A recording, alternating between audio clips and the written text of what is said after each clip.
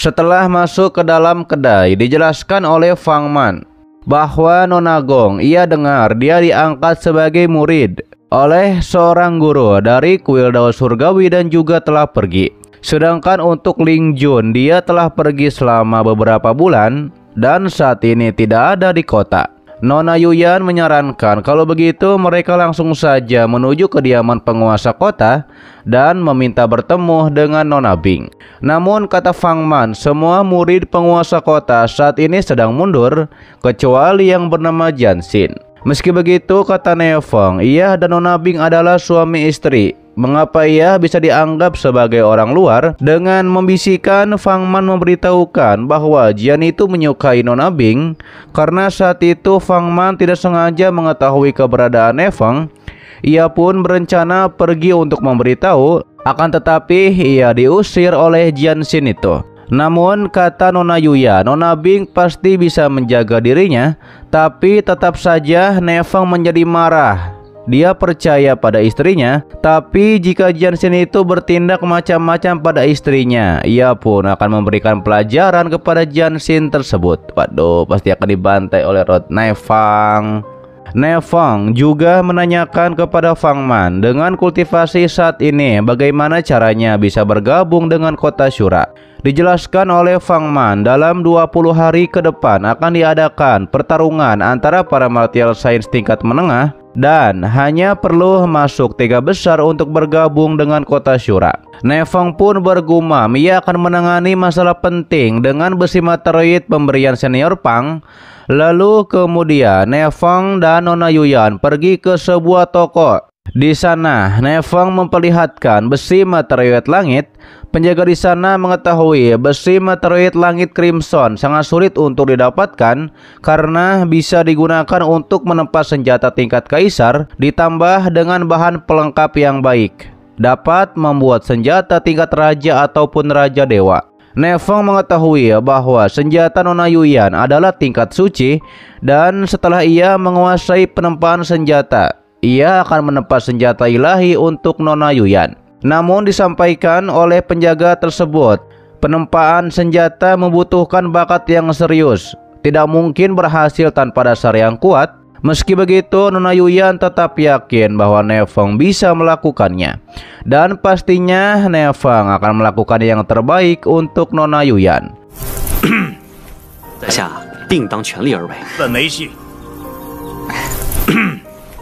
Nefeng mengatakan kepada penjaga tersebut ingin buat dari atribut api dan selesaikan dalam waktu 20 hari.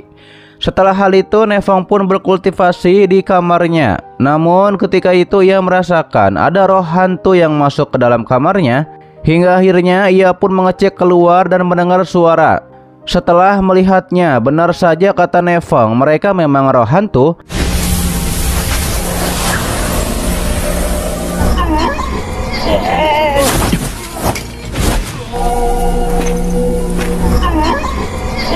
Nefeng menebas roh hantu tersebut dan juga menggunakan kekuatan Phoenix-nya untuk mengalahkan semua roh hantu. Bahkan ia juga menggunakan api surgawi dan mutiara api ilahi. Akan tetapi ketika akan menggunakannya, muncullah Xiao Chen yang mengalahkan roh hantu tersebut. Dan sepertinya Xiao Chen lah yang mengatur ini agar Nefeng keluar dan bertemu dengannya.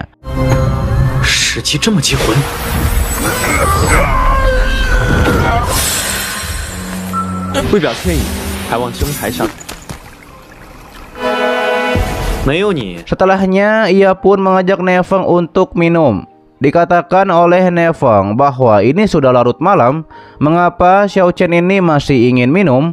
Kata Xiao Chen, ia cukup penasaran dengan roh hantu, makanya sering keluar malam. Dikatakan oleh Nefeng umumnya bahwa mereka semua adalah roh jahat yang sulit untuk diusir.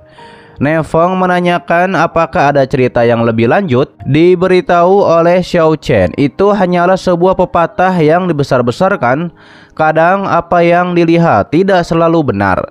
Tidak lama muncullah Jansin di sana. Ia pun mengatakan ia datang untuk menemukan roh hantu yang melarikan diri.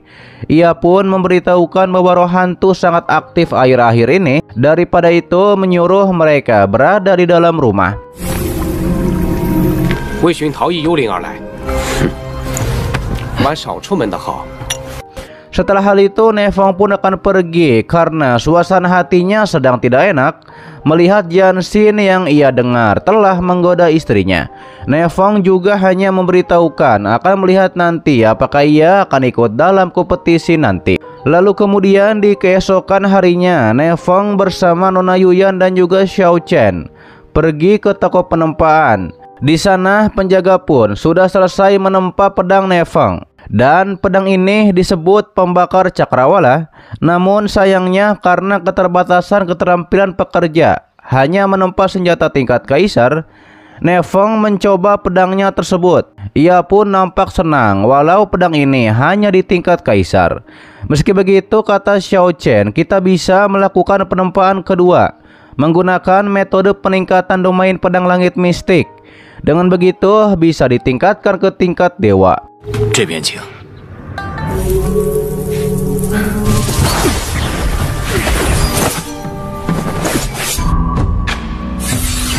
你也懂练气？ Setelah hal tersebut, Nevong bersama Nona Yuyan dan Xiao Chen mengambil undian nomor untuk mengikuti kompetisi. Dan di sana ternyata sudah ada praktisi Buddha dan seseorang yang menyapa Nevong. Nevong memberitahukan bahwa dua orang ini adalah penjahat yang tidak tahu malu. Dua orang itu pun langsung pergi saja. Salah satunya yang bernama Hong Jiang waspada karena Nevong itu sudah menembus martial science tingkat 6 dan pastinya Nevong ini akan menjadi lawan yang sulit dihadapi. Tapi jika menemukan titik lemahnya, mereka pasti akan tunduk kepada kita. 万一他手中有了不得的，只要抓到软肋。 Terlihat Nona Yuyan kesal terhadap dua orang itu. Tapi kata Nevong, di hadapan kekuatan absolut mereka tidak dapat menimbulkan masalah. Lalu seorang murid penguasa kota bernama Cusing, dirinya yang akan menjadi wasit dan bertanggung jawab memimpin kompetisi. Ia yang akan menjadi wasit dan bertanggung jawab memimpin kompetisi. Total ada 28 peserta dalam kompetisi ini. Babak pertama akan bertanding berpasangan. Setelah di babak kedua adalah pengundian. Setelah peserta dipersempit dari 14 menjadi 7, diketahui nomor 7 akan langsung lolos ke babak berikutnya. 6 peserta lainnya akan bertanding 1 lawan 1. Dan pertarungan final adalah pertarungan bebas antara 4 orang. Dan siapapun yang keluar dari arena akan tersingkir. Lalu 3 peserta teratas akan memiliki kesempatan untuk menjadi murid langsung Martial Emperor. Hingga akhirnya kompetisi pun dimulai. Peserta pertama adalah Hu Geng melawan King He. Pertarungan pun dimulai di antara mereka berdua. Setelah hal itu para kontestan lainnya terus naik termasuk Nona Yuyan. 比试开始。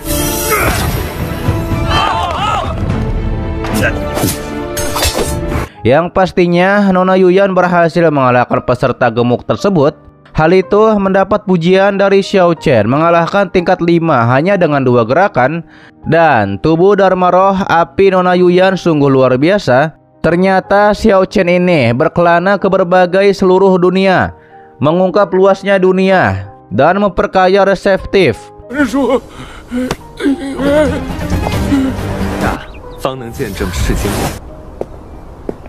Pertarungan pun terus berlanjut antara para peserta. Terlihat praktisi Buddha juga berhasil mengalahkan peserta yang melawannya. Meski begitu, praktisi Buddha diingatkan oleh Cusing agar bertarung tidak sampai meninggoy, karena itu dilarang dalam kompetisi. Pertarungan pun terus berlanjut di antara para peserta. Hingga akhirnya 7 teratas peserta lolos dalam babak sebelumnya. Kemudian undian pun akan dimulai, yang ternyata Nevong mendapatkan nomor 7, yang artinya Nevong langsung lolos ke babak final. Dan sisa peserta lainnya akan bertanding untuk memperebutkan babak selanjutnya menuju final. Peserta lain pun menganggap bahwa Nevong itu sangat beruntung bisa langsung melaju ke final tanpa capek-capek. 机响已出，重新不消耗这片4强，就是争先。用消耗这件4强，争起来。 Lalu wasit Yani Cusing mengumumkan peserta yang akan bertanding adalah Hong Jiang dan Ruang Jiansan. Pertarungan mereka berdua pun akan ditentukan dengan 3 gerakan. Dan pada akhirnya pertarungan pun dimenangkan oleh Hong Jiang. Akan tetapi Hong Jiang ditegur oleh wasit karena melumpuhkan Jianxin sampai tidak sadarkan diri. Peserta lain juga mengatakan walau ranah mereka berdua sama, jelas Hong Jiang lebih kuat.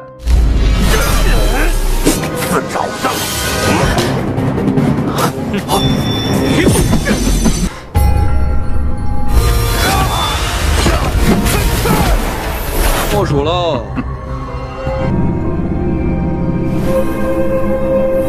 Lalu kemudian babak final pun akan dimulai. Nefang bertarung bersama Nona Yuyan, sedangkan Hong Jiang ditemani oleh praktisi Buddha. Dan siapa yang keluar dari arena akan dinyatakan kalah.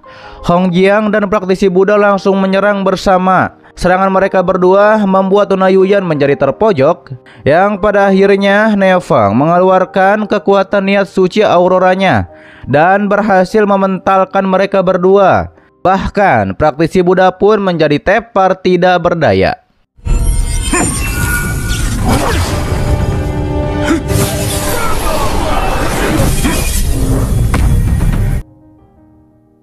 Oke guys, itu adalah lanjutan alur cerita Donghua Peak of True Martial Arts part ke-62 nya di season 4 kali ini.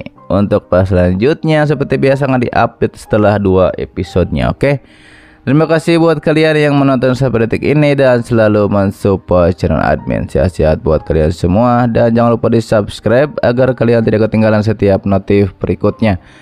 Loncengnya juga dipencet, oke, agar kalian tidak ketinggalan setiap video baru lainnya. Dan sampai jumpa kembali di video selanjutnya. Till next time and bye bye. Assalamualaikum warahmatullahi wabarakatuh.